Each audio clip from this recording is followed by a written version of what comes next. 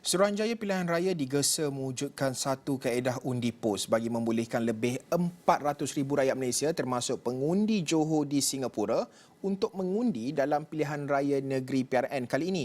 Dan cadangan itu dikemukakan oleh Ahli Parlimen Pasir Gudang Hassan Abdul Karim dan beliau melihat inisiatif berkenaan akan membolehkan rakyat Malaysia yang tidak dapat pulang mengundi akibat pandemik COVID-19 menunaikan tanggungjawab mereka. Jadi untuk kita mengulas lanjut berkenaan dengan perkara ini, berada di talian adalah Farid Khalid, Pengerusi Jawatankuasa Undang-Undang dan Advokasi Majlis Belia Malaysia. Farid, terima kasih kerana sudi bersama dengan Esra Awani. Pertama sekali, untuk melihat kepada proses ataupun mereka yang berada di luar negara, pengundi tidak hadir ini, bagaimana langkah yang boleh dilakukan dalam kita memberi ruang dan juga peluang kepada mereka untuk menjalankan tanggungjawab sama ada menerusi undi pos ataupun mengadakan pusat pengundian di negara-negara tertentu, terutama dalam konteks negeri Johor iaitu di Singapura. Pandangan Farid. Terima kasih Esrawani sekali lagi menjemput saya untuk memberikan pandangan terutama tentang PRN Johor yang akan berlangsung tak lama lagi. Ya, tanggungjawab di bawah perlembagaan memang membendangkan dan menetapkan bahawa setiap individu yang telah pun berumur 21 tahun ke atas sebelum ini dan selepas pindaan di Parlimen bahawa 18 tahun telah pun boleh mengundi, membenarkan setiap daripada kita yang telah layak mengundi untuk mengundi. Isunya sama ada semua rakyat Malaysia ini terbeban dengan satu kepayahan yang mereka hadapi jika mereka di luar negara. Jadi ini adalah isu yang sekian lama telah pun dibincangkan, namun saya terpaksa menjawab secara sudut yang agak sempit sebab kesemua peraturan-peraturan pengundian di luar negara ini telah pun digariskan oleh Peraturan 3/1 hingga 4, Peraturan Pilihan Raya Pengundian POS 2003. Jadi untuk waktu ini, sebelum saya mengulas lanjut, kita tidak ada banyak pilihan untuk mereka yang berada di luar negara kecuali melalui undi pos. Dan lebih malang lagi, saudara pengacara, saya boleh katakan Singapura adalah antara lokasi negara yang tidak boleh dibuat undi pos dan kena pulang ke negara semasa hari pengundian. Itu respon awal saya.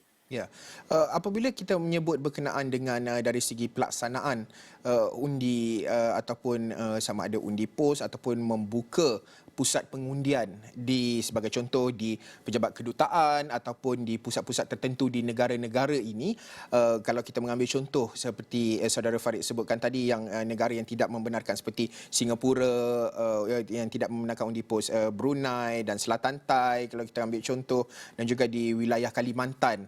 Bagaimana kita ingin memahami bentuk dan juga proses yang perlu ditambah baik dan apa yang perlu dilaksanakan oleh SPR dalam memastikan ruang dan peluang terbuka itu diberikan kepada setiap pengundi?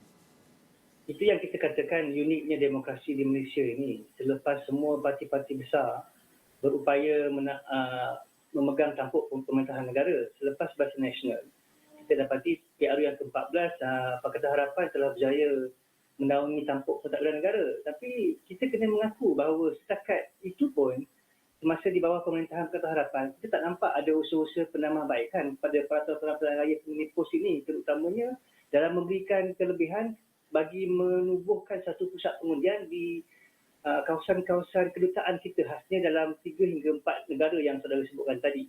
Itu memang satu kerumitan yang kita nampak sehingga setakat ini belum ada satu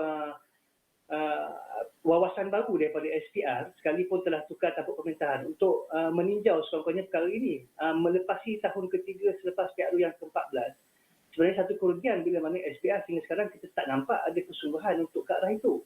Jadi untuk setakat itu saya terpaksa sekali lagi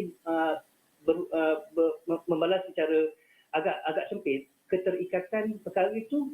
Kita terpaksa mengakui bahawa SPR sehingga saat ini belum ada kemahuan untuk menubuhkan pusat-pusat pengundian di pejabat-pejabat kedutaan negara, di luar negara bagi mempermudahkan hak-hak rakyat negara kita untuk diguna pakai dalam tempoh demokrasi berlangsung.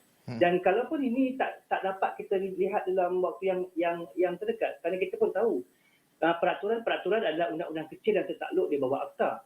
Dan dalam Akta Pilihan Raya juga adalah kuasa-kuasa Suruhanjaya ataupun menteri-menteri yang terlibat sahaja yang boleh membuat pindaan terhadap partai ini. Tapi sehingga ke tahap ini, sekalipun kita tahu menteri-menteri yang menampung kuasa bagi sudut-sudut ini, sekalipun dalam keadaan parti-parti politik yang berasingan, masih juga tidak menunjukkan minat untuk cuba menyuburkan demokrasi rakyat Malaysia yang berada di luar negara. Ya, Farid, bagaimana sebenarnya parti-parti politik ini boleh memainkan peranan mereka dalam memudah cara dan juga untuk memastikan bahawa pengundi yang tidak hadir ini dapat menunaikan tanggungjawab mereka, kerana seperti yang Farid katakan tadi, ianya lebih kepada iltizam, kehendak SPR itu sendiri dalam melakukan perubahan, penambahbaikan dalam peraturan-peraturan pengundian. Pandangan Farid, peranan parti-parti politik. Kita kena meniru semangat yang dibuat sekurang-kurangnya oleh saudara kita Indonesia yang membuka kedutaannya di Johor sendiri semasa pemilunya tempoh lalu, dalam keadaan rakyat-rakyat mereka di Johor boleh mengundi di kedutaan mereka. Tapi macam yang saya sebutkan tadi, ini sebenarnya memerlukan kemahuan secara menyeluruh semua ahli politik dan juga parti-parti yang terlibat. Itu yang saya katakan. Kalau sebelum ini mungkin kita boleh kata di bawah Bahasa Nasional sebelum ini tidak ada kemahuan begini, tapi selepas PH pemerintah, PN juga mentadbir, kemahuan ini pun kita tak nampak. Jadi saya syorkan sekali lagi, rakyat Malaysia secara umumnya kena mendesak seluruh parti-parti politik yang mereka anggotai khususnya, mahupun rakyat-rakyat terbanyak yang tidak langsung mempunyai parti-parti politik, memberi desaan bahawa mana-mana parti politik yang seharusnya cintai demokrasi ini dalam satu dinamika yang baru, kena memberikan keluasan sepenuhnya pesta demokrasi kepada seluruh rakyat Malaysia di mana pun mereka berada.